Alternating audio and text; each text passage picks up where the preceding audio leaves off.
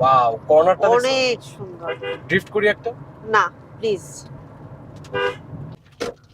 কি অবস্থা আল্লাহ।